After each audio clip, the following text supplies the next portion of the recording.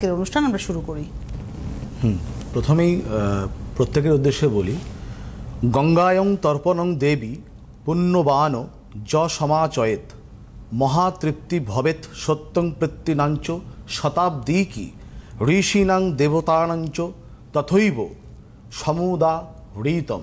অর্থাৎ পূর্বজ যারা আমাদের রয়েছেন তাদের উদ্দেশ্যে গঙ্গায় তর্পণ করলে তাদের প্রায় 1 শতাব্দী তাদের মহাতৃপ্তি ঘটে।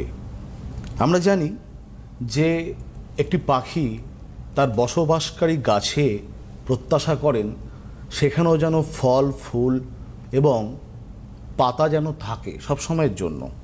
ঠিক আমাদের পিতৃপুরুষগণ যারাই রয়েছেন, পিতা পিতামহ প্রপিতামহ, প্রত্যেকেই এই আলোচ্য দিনটি উদ্দেশ্যে আমরা যারা সন্তানরা রয়েছি তাদের কাছ থেকে কেবলই মাত্র জলের আশা করেন, শুধু জল আর কিছুই নয়। তাই প্রত্যেক দর্শক যারা রয়েছেন, যাদের স্বর্গীয় পিতা, যাদের স্বর্গীয়, এবং আমার প্রত্যেকে দিদিভাই আপনারও প্রত্যেক পিতার উদ্দেশ্যে জানাবো, পিতা স্বর্গ পিতা ধর্ম পিতা হি পরমং তপ পিতরি পিতিমা পণ্যে প্রিয়ন্তে সর্বদেবতা। আমরা প্রত্যেকটা মুহূর্তে যখন শ্রাদ্ধা অনুষ্ঠান করি, আমাদের পিতৃদেব যখন আমাদের ইহলোক ছেড়ে পরলোকে যান, যাদেরই পিতা ইহলোক ত্যাগ করেছেন, হয়তো অনেক সময় আমরা জাঁকজমকপূর্ণভাবে শ্রাদ্ধা অনুষ্ঠান করি, কিন্তু ফি বছর কিন্তু আমরা ঠিক করতে পারি না। আবার অনেকে তো এই আধুনিক সমাজে দাঁড়িয়ে আমরা পিতৃদেবের মৃত্যুদিনটাও কিংবা তিথিটাও হয়তো ভুলে যাই। তাই ব্রহ্মপুরাণ বলছে, যখন আমরা করতে পারি না, হয়তো বছরে আমরা একটিবারই হয়তো জল দিই শ্রাদ্ধের দিন, হয়তো আমিও সেই ভুলটা করি কর্মব্যস্ততার জন্য, কিন্তু ব্রহ্মপুরাণ বলছে যে এই আশ্বিনের অমাবস্যার দিন, এই যে কন্যা রাশিতে যখন রবির অবস্থান হয়, তখনই কিন্তু যমলোক থেকে যমরাজ সমস্ত বিদেহী আত্মাকে পৃথিবীতে পাঠান সন্তানদের উদ্দেশ্যে, যে তাদের কাছ থেকে যেন জল গ্রহণ করতে পারে। সেই বাবা কিংবা ঠাকুরদা আমাদের কাছে এসে জল গ্রহণ করে তৃপ্ত হন। এই তৃপ্ত করাটাকেই আমরা কিন্তু বলছি তর্পণ করা।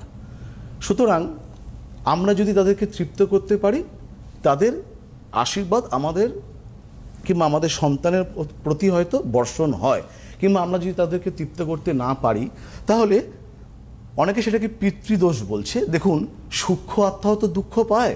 সেই সূক্ষ্ম আত্মা দুঃখ পেলে সেটা আমার ওপর সেটা অভিশাপ বর্ষণ হবে, এবং আমার উত্তরাধিকার যারা রয়েছে তাদের প্রতি অভিশাপ বর্ষণ হবে। তাই তর্পণ করার কিন্তু একান্তই কর্তব্য রয়েছে, এবং সেটা স্ত্রী জাতীয় করতে পারে, তারাও কিন্তু এই তর্পণের অধিকারিণী। মানে ধরুন আমার পিতৃবিয়োগ হয়েছে, আমরাও করতে পারি। কেন বলি, যখন সীতা দেবী কিন্তু রামচন্দ্র এবং লক্ষ্মণ মানে পিণ্ডদানের জিনিসপত্র যখন আনয়ন করতে গেছিলেন, কিন্তু দৈব আদেশে সীতা দেবীকে কিন্তু তার শ্বশুরমশাইয়ের পিণ্ডদান করতে হয়। রাজা দশরথের সে বালি দিয়ে তিনি পিণ্ডদান করেছিলেন। তাই মতান্তরে অনেকে বলবে 1885 সালের পর থেকে মিথিলা রাজ্য কিংবা ভারতবর্ষে কোনো হিন্দু রাজ্যের বিশেষ পুরোহিত কিংবা শাস্ত্রকাররা বলেছেন যে স্ত্রী লোকও কিন্তু তর্পণ করতে পারেন, তারাও অধিকারিণী, এবং তারাও কিন্তু পিণ্ডদান গয়া গিয়ে করতে পারেন। এটা কিন্তু অনেকে জানবার বিষয় ছিল। আমি যেটা বললাম একদম স্বাস্থ্যসম্মত। তাহলে আমরা যেটা জানছি, এই তর্পণের মাধ্যমেই কিন্তু আমরা পিতৃপক্ষের অবসান ঘটাচ্ছি। আর ঠিক সেদিনই মহামায়া মহাদুর্গার এই ধরাধামে অবতীর্ণ হয়েছিলেন মহিষাসুরকে বধ করবার জন্য, অশুভ শক্তিকে নাশ করবার জন্য। এই দিনটিকে আমরা বলি যেটা দেবীর আগমন, অর্থাৎ এই দিনেই কিন্তু দেবী দুর্গার চক্ষুদান হয়, অর্থাৎ মৃন্ময়ী রূপকে চিন্ময়ী রূপে আমরা কিন্তু পরিণত করি। যারা মূর্তি তৈরি করেন, মৃন্ময়ী মাকে চিন্ময়ী রূপ, সে যেন চিন্ময় তার মধ্যে ঘটে এবং বিভিন্ন অশুভ শক্তির বিনাশ ঘটে, এবং সেই অশুভ শক্তির বিনাশের মধ্য দিয়ে আমরা যে মহান আলোকোজ্জ্বল আশ্রয় পাই, সেটাই কিন্তু আমাদের মহালয়া। এবং ভগবান রামচন্দ্রের কথা অনুযায়ী তিনি বলেছিলেন, জননী জন্মভূমিশ্চ স্বর্গাদপি গরীয়সী। তাই পিতৃপক্ষ এবং মাতৃপক্ষে বন্দনা করে আজকের এই অনুষ্ঠানের সূচনা, আজকের মূল বক্তব্য বিষয় এই মঙ্গলের বছর, মঙ্গলের ট্রানজিট নিয়ে আমরা আলোচনা করব।